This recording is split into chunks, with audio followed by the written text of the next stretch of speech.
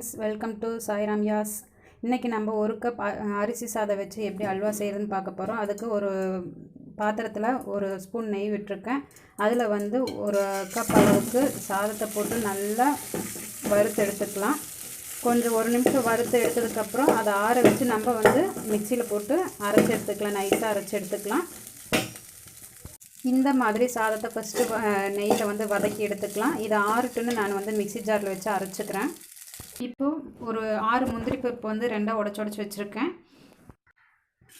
இப்போ ஒரு வானலியில் ஒரு ஸ்பூன் நெய் விட்டுட்டு இந்த உடச்சி வச்சுருக்கிற முந்திரி பருப்பை சேர்த்துக்கலாம்.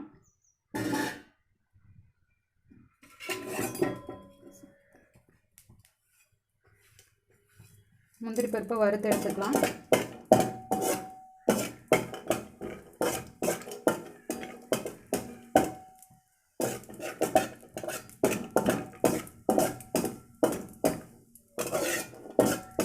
முந்திரி பருப்பு நல்லா வறுத்தாச்சு. இதை ஒரு தட்டில் எடுத்து வச்சுக்கலாம். முந்திரி வறுத்து எடுத்ததுக்கப்புறம் அதுலேயே இன்னும் ஒரு 1/2 ஸ்பூன் நெய் விட்டுட்டு அரைச்சி வச்சுருக்கிற சாதத்தை அதில் சேர்த்துக்கலாம். இப்போது சாதத்தை அதில் சேர்த்தாச்சு. அதை நல்லா கலந்து விட்டுக்கலாம். நல்லா கலந்து விட்டுட்டு அதில் ஒரு 3/4 கப் அளவுக்கு மட்டும் நான் சர்க்கரை சேர்த்திக்கிறேன். உங்களுக்கு இனிப்பு இன்னும் கூடுதலாக வேணும் அப்படின்னா 1 கப் அளவுக்கு சேர்த்துக்கலாம். 1 கப் சாதம் எடுத்துருந்தோம் அப்படின்னா 1 கப் சர்க்கரை எடுத்துக்கலாம். இதை நல்லா கிளறிட்டே இருக்கணும். இது போல் கிளறிட்டே இருங்க, கைவிடாமல். கொஞ்சம் ஒரு 1/4 ஸ்பூன் நெய் விட்டு கிளறிக்கிட்டே இருக்கலாம். இது கூட ஃப்ளேவருக்காக நான் கொஞ்சமாக ஒரு 1/4 ஸ்பூன் அளவுக்கு ஏலக்காய் தூள் சேர்த்துக்கிறேன். கலர் வேணும் அப்படின்னா நீங்கள் ஃபுட் கலர் ஆட் பண்ணிக்கலாம்.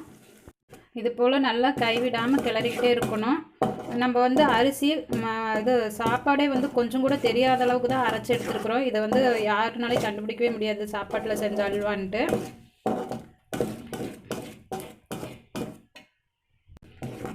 இது போல் நல்லா கிளறிக்கிட்டே இருங்க.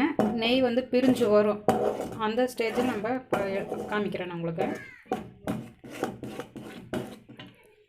இப்போ பார்த்தீங்கன்னா நெய் நல்லா பிரிஞ்சு வர ஆரம்பிச்சிருச்சு. இன்னும் கொஞ்ச நேரம் நம்ம கிளறிட்டு முந்திரி பருப்பை சேர்த்துக்கலாம்.